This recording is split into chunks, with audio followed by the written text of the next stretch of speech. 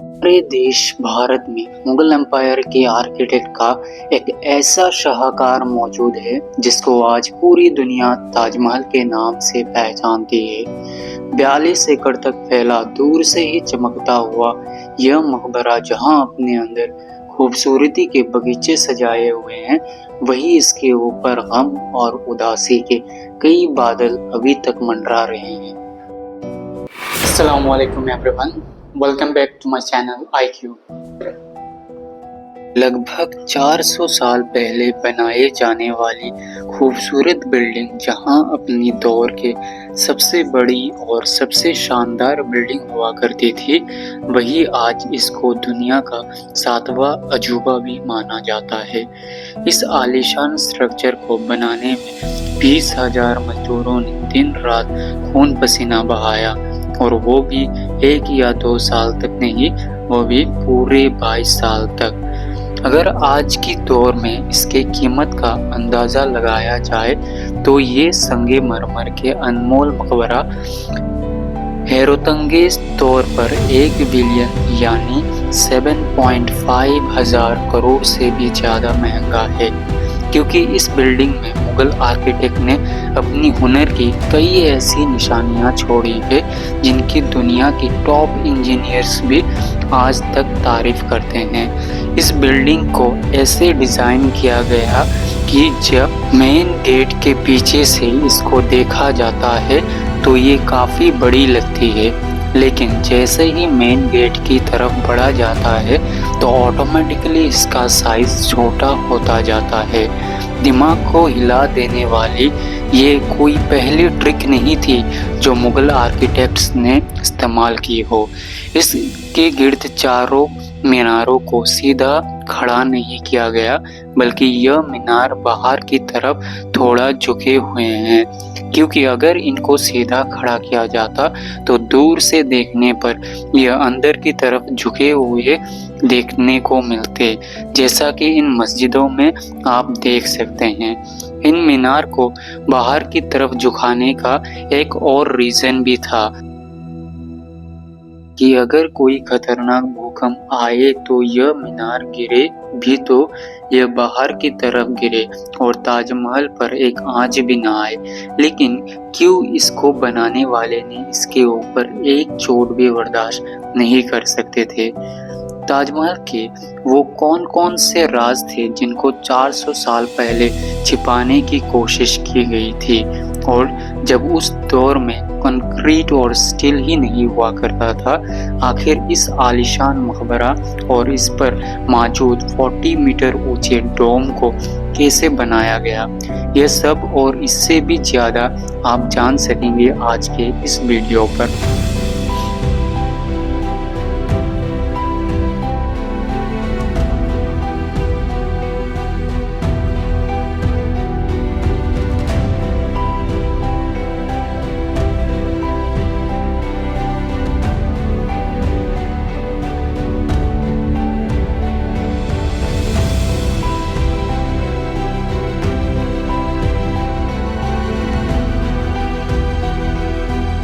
यह मामला स्टार्ट हुआ था सन 1607 में, जब इंडिया में मुगल एम्पायर का रूल हुआ करता था। इस दिन मुगल शहंशाह का सबसे छोटा बेटा शहाबुद्दीन मोहम्मद खुर्रम 15 साल के हो चुके थे, और उसी का सेलिब्रेशन के लिए आगरा फोर्ट में एक आलीशान पार्टी रखी गई थी। खुर्रम मुगल शहंशाह का सबसे अजीज था, इसी वजह से इसके हर जन्मदिन पर इसको हीरे जवाहरात और सोने से तोला जाता था, यानी जितना वजन शहजादे का होता था उतना ही खजाना इसके नाम कर दिया जाता था। लेकिन इस जन्मदिन पर कुछ और ही खास होने वाला था। मुगल शहंशाह ने शहजादे खुर्रम की शादी अपने वकील की बेटी के साथ तय कर दी, जिसको मुमताज महल के नाम से जाना जाता है। मुमताज और खुर्रम को पहले ही दिन से बेइंतहा मोहब्बत हो चुकी थी, और उस वक्त ये किसी को भी मालूम नहीं था कि इस मोहब्बत का बोलबाला हमेशा के लिए रहने वाला है। अगले 10 सालों तक शहजादे ने कई जंगें लड़ी और उनमें भरपूर कामयाबी भी हासिल की। इसी वजह से शहंशाह ने खुश होकर उनको शाहजहाँ के नाम से नवाजा, जिसका मतलब ये दुनिया का बादशाह। शाहजहाँ की 6 बीवियाँ थी जो आगरा फोर्ट में ही रहती थी।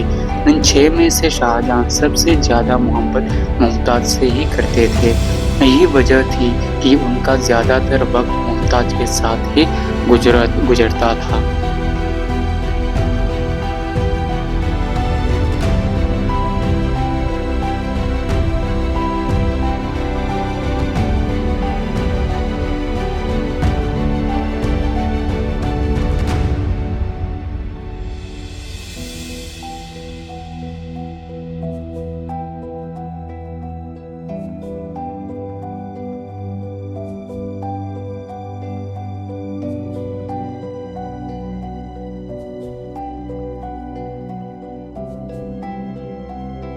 सालों के बाद यानी 1621 में मुगल शहंशाह अचानक चल बसे।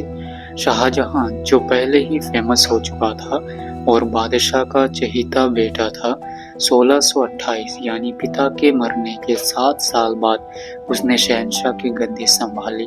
पूरी सल्तनत अपने नए बादशाह से बेहद खुश नजर आ रही थी। यह वो वक्त था जब मुगल साम्राज्य अपने पूरे उरूज पर थी। गद्दी संभालने के सिर्फ 1 साल ही हुआ था, फिर से मुगल एम्पायर को दुश्मनों का सामना करना पड़ा। अगले 2 साल जंग चलती रही और शाहजहां का भरपूर जीत हुआ। लेकिन शाहजहां अभी इस कामयाबी का जश्न मनाते कि उनको एक अफसोसनाक खबर से आगाह किया गया। मुमताज, जो शाहजहां के चौथे बच्चे को जन्म दे रही थी, उनकी हालत बिगड़ गई और 17 जून 1631 को वो ना चाहते हुए भी दुनिया से चल बसी। पूरी मुगलिया सल्तनत के जश्न देखते ही देखते मातम में बदल गया। यह खबर उसके ऊपर ऐसी बिजली की तरह गिरी कि उसकी दुनिया ही खत्म हो गई। कहा जाता है कि इस गम की परछाई ने शाहजहां को काले अंधेरे में धकेल दिया था। अगले 8 दिनों तक उन्होंने कुछ नहीं खाया और अगले 2 सालों तक ना कोई म्यूजिक सुनी, ना परफ्यूम लगाया। मुमताज महल ने मरने से पहले एक आखिरी ख्वाहिश की थी। वो चाहती थी कि उनकी कब्र दुनिया के सबसे खूबसूरत मकबरे में बनाई जाए। इस टास्क और मुमताज की आखिरी ख्वाहिश को पूरा करने के लिए अपनी सारी दौलत और पूरी जिंदगी वक्फ करने का इरादा कर लिया। मुमताज के गुजरने के 6 माह बाद यानी 1632 में ही ताजमहल की कंस्ट्रक्शन का काम शुरू कर दिया गया। करीब 20,000 मजदूर कारीगरों को पूरी सल्तनत से इकट्ठा किया गया। लश्करों के लश्कर शाहजहां के हुक्म से आगरा बुलवा लिए गए। क्योंकि मुमताज की कब्र यमुना रिवर के किनारे पर मौजूद थी, इसी वजह से इस जगह पर दुनिया की सबसे खूबसूरत बिल्डिंग बनाना काफी मुश्किल टास्क था। रिवर के किनारे जमीन काफी सॉफ्ट होती है और अगर यहाँ खुदाई का काम किया गया तो पानी का बहाव ताजमहल के फाउंडेशन को भी नुकसान पहुंचाता। इस मसले से निपटने के लिए मुगल इंजीनियर ने सबसे पहले जमीन के अंदर कई कुएं खुदवाना शुरू किया। मजदूर ये कुएं तब तक खोदते रहते जब तक खुश्क जमीन नजर न आ जाती थी। इन कुएं को पत्थरों से भरा गया और उसके ऊपर पत्थरों के बड़े बड़े कॉलम्स खड़े किए गए। इस काम को अंजाम देने के लिए मजदूरों के साथ साथ हाथियों को भी लगाया गया।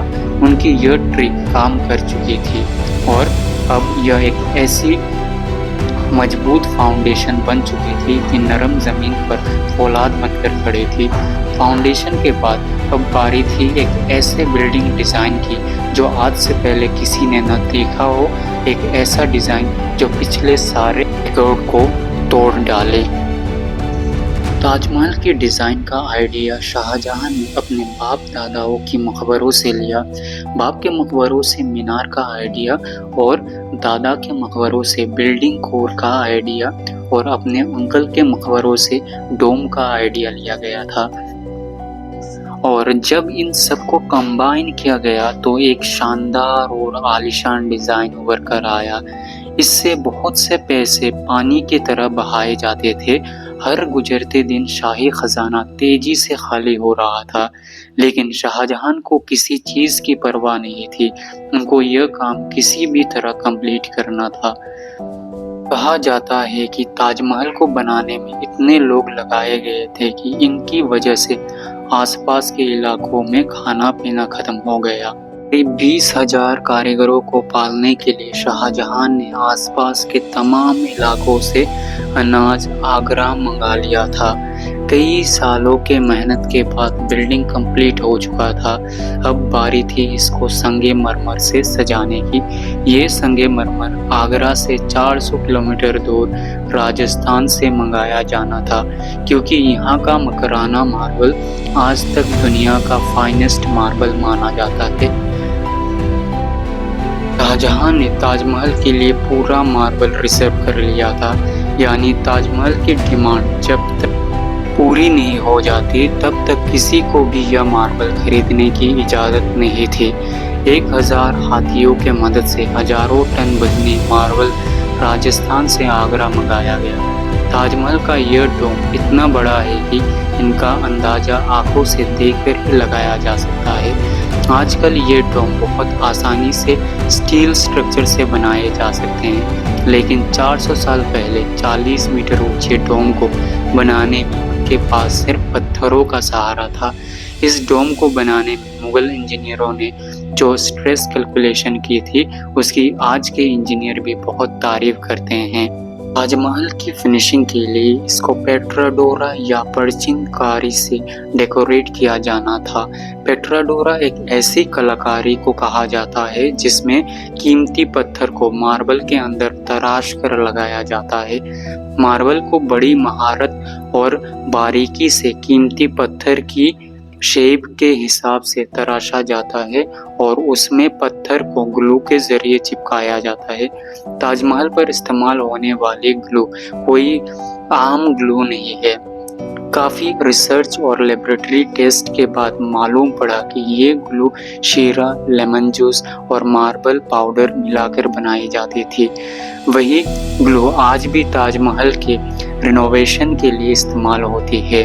ताजमहल की खास बात में एक बात यह भी है कि ये दिन में 4 मरतबा अपने रंग बदलता है। सूरज निकलने से पहले ये बिल्कुल ब्लैक शेड देता है।